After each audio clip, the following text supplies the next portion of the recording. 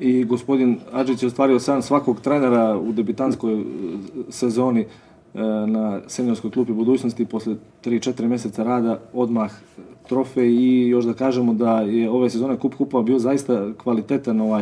Kif je na putu do finala izbacio ekipu Zvezda u kojoj igra pola ruske reprezentacije, Metz čini pola francuske reprezentacije. Vidjeli smo o kakvoj se ekipi Kifa radi, kako su odigrali u gostima sinoć. Pa sigurno da mi je drago, to je neka satisfakcija za rad protekli, ne samo u posljednjih 4 mjeseca, ali i kad sam preuzimao ekipu, stvarno sam vjerovao da mogu puno više i to se vrlo brzo obistinilo. Znači, početak je bio malo težak jer treba malo vremena da se... Kad je bilo najteže, ili u Debrecenu, onih zadnjih nekoliko minuta, ili možda u Storhamaru? Pa ne, u Debrecenu, u Storhamar je bila ipak prva utakmica i bilo je prostora da se to popravi.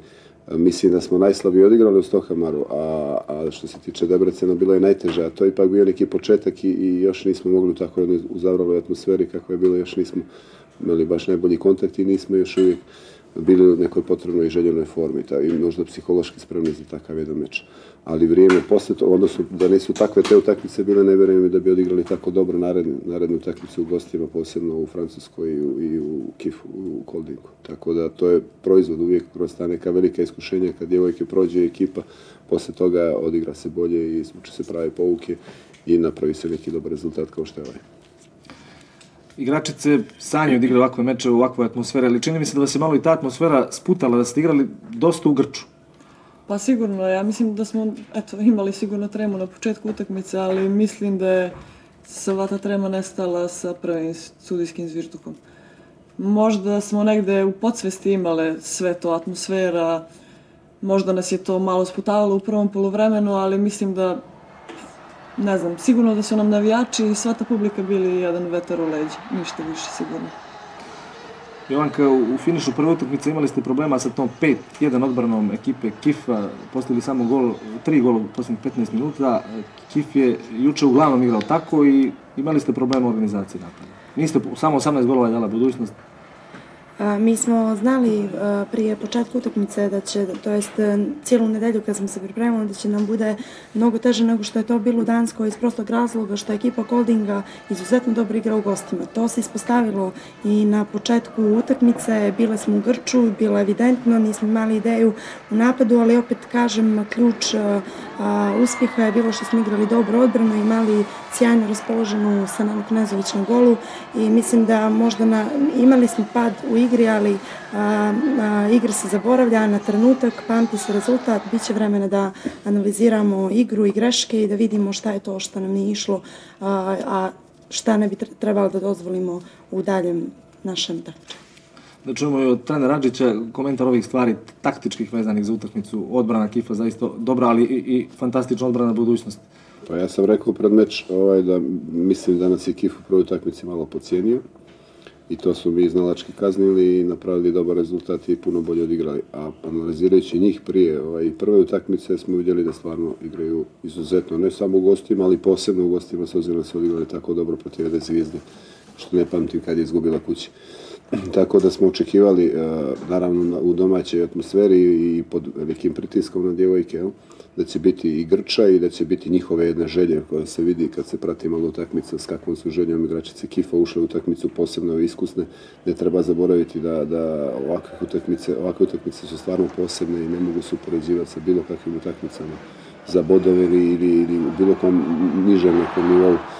Da uvijek postoji tu i grči, uvijek postoji neka dodatna teškoća da se sprovede nešto do kraja. Oni su iskusna ekipa, imamo tu igračice, golmanka osvojila 2 olimpijade, 2 lige šampiona, Koreanka također na olimpijadi, ima medalje sa olimpijade, tako da te igračice odigraju najbolje tako te jake utakmice. Mi imamo tu mladost, imaju djevojke sad posle ove utakmice jedno ogromno iskustvo igranja za pehar, nošenja takve jedne utakmice i u domaćoj atmosferi. Imali su u Đeru par njih, a sad imamo kompletnu jednu generaciju koja je to iznijela i to će biti jedan kvalitet u buduće da se ovakve tip utakmica, sigurno će ova generacija igrati još takvih utakmica i u klubskoj i u reprezentativnoj sezoni narednoj ili u karijeri, tako da će onda biti sigurno bolje i opuštenije i odigrati još bolje ovakve utakmice. Kaća, na vas su Dankinje posebno motrile i morali ste često, kako je rekao naš stručni konsultant Ratko Đurković, da idete na suprotnu bekovsku stranu i da šutirate. Pa sve to, da kažem, bio je deo naše taktike, znači deo našeg dogovora.